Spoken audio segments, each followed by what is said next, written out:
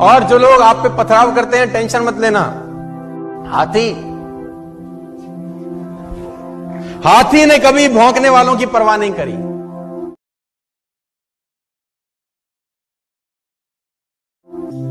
अच्छा देखो, किसी गांव में एक हाथी आ जाए, मैं उस दिन भी सुना रहा था किसी को, तो गांव भर के वयोवृद्ध जो बुजुर्ग लोग रहते हैं हाथ जोड़ के खड़े हो जाएंगे, जय हो गणेश जी महाराज, जय हो गणेश जी महाराज।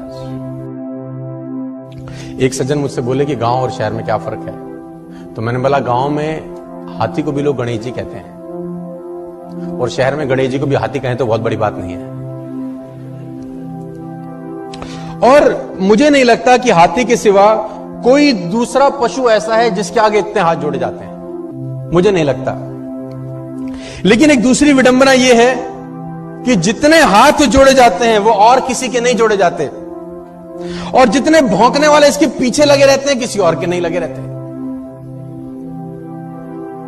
गलत तो नहीं कह रहा मैं आपसे। जितने हाथ जोड़े वाले इसके सामने खड़े रहते हैं उतना किसी और के नहीं, और जितने भौंकने वाले इसके पीछे रहते हैं किसी और के नहीं। गांव भर के वयोवृद्ध हाथ जोड़े खड़े होंगे और भौंकने वाले पीछे पड़े होंगे, तो टेंशन लेने का जरूरत। और मुझे आज तक साला ये बात समझ में नहीं आई कि कुत्तों को हाथी से तकलीफ क्या है। हमको कुत्तों की बात समझ में नहीं आती, उनको हमारी नहीं आती। अगर समझ में आती तो हम पूछते कि भैया तुम्हें तकलीफ क्या है, और कुत्ते जवाब देते तो क्या देते मैं ये भी बता दूं आज आपको।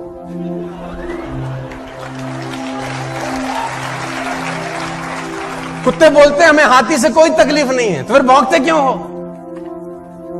तो फिर भौंकते क्यों?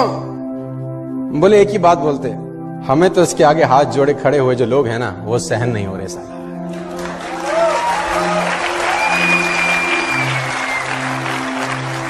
और सही बात है, जिसकी जितनी स्तुति होगी उसकी उतनी निंदा भी होगी,